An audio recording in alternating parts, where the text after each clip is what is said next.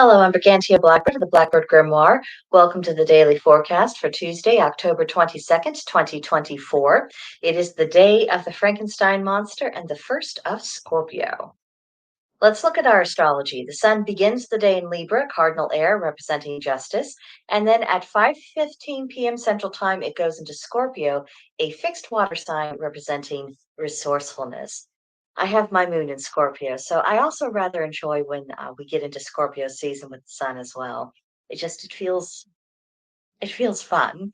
Anyway, moving on. The moon is in third quarter Cancer, cardinal water, representing emotional rapport. Mercury is in Scorpio, fixed water, representing spiritual. Venus is in Sagittarius, mutable fire, representing generosity. Mars is in Cancer, cardinal water, which is seeking security. Jupiter is retrograding in Gemini, mutable air, which is to broaden perspective. Saturn is retrograding in Pisces, mutable water, which is to redefine dreams. Uranus is retrograding in Taurus, fixed earth, representing rebellion. Neptune is retrograding in Pisces, mutable water, which is spiritual awakenings. And Pluto is in Capricorn, cardinal earth, representing reconstruction. Now, for our retrograde reminders. For Jupiter, it's reconnect with your true path. For Saturn, reclaim your authority.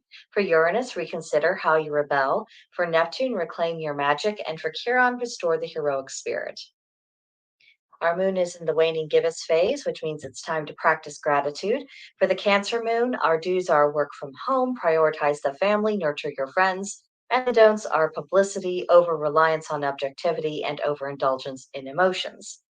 So we have both Mars and the moon in Cancer, and their energies and priorities are currently harmonized. So any activity that builds up your household and those who reside within it, that is ideal to accomplish today. This is also a good time to reflect upon what makes relationships work or don't, and then put that knowledge into action. So this is all very cozy, focusing on the home kind of energy. So if you can possibly dedicate a little extra energy, maybe after you get off work, to doing that, probably going to get some good results from it. Then for our tarot, we have the Four of Imps. Four represents stability, and the suit of Imps is the emotional masculine, projective energy, fire element, and drive.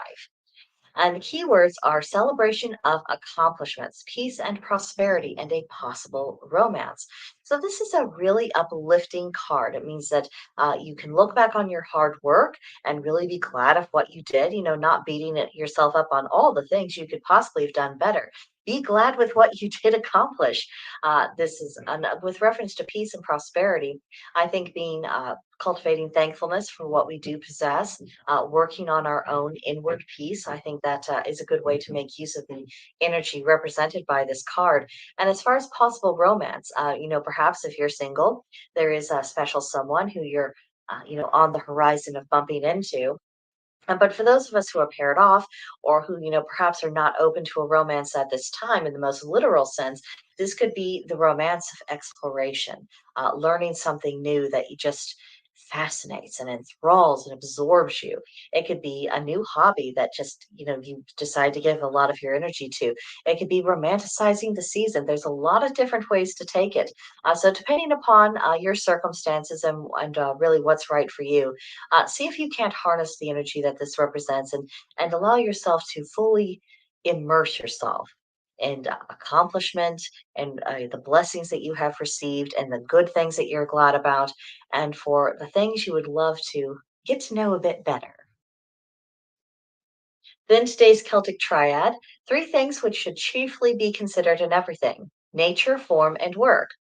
Again, this is another one of those triads that I almost feel like it doesn't require comment, because with regards to nature, nature always wins.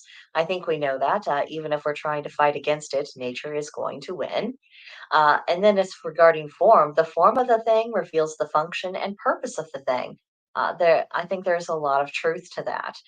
And sometimes when the form is trying to overwhelm the function or gets in the way of the function, that is revealing something about the one who created it, and imbalance within their own soul.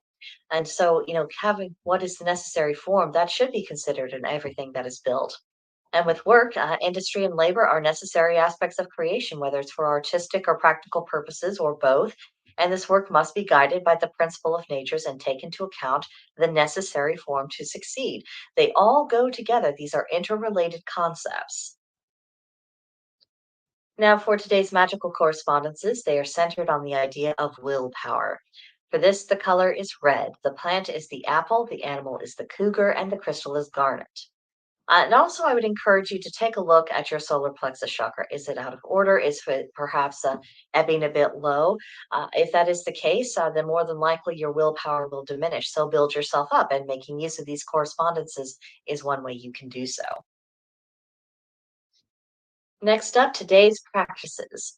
Can you lead yourself when you get the I don't want us? Can you motivate yourself? Can you compel yourself into action? Do you ever feel like you are made of thrown together parts like the Frankenstein monster? I'm very curious about what people might say on that subject because I have a suspicion that more than a few people are kind of on that wavelength. They don't feel cohesive and whole. Then, how can your actions be more like Mars? Where is there a distinct lack of Martian wisdom in society? And Tuesdays are feisty days, so write a letter to your inner demons and let them know who's actually in charge and that it isn't them.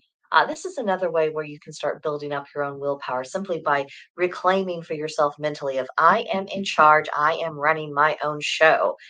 That is one way to start retaking your own personal agency. Then for today's journal prompt, what standards do you hold yourself to in order to maintain your spiritual sovereignty?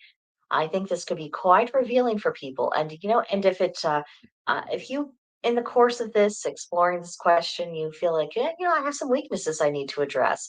Again, don't take this as an occasion to beat yourself up. Start strategizing ways to where you can strengthen yourself in this regard.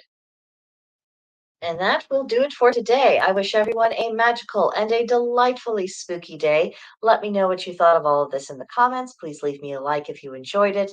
And of course, I will see you guys in the next one. Bye for now.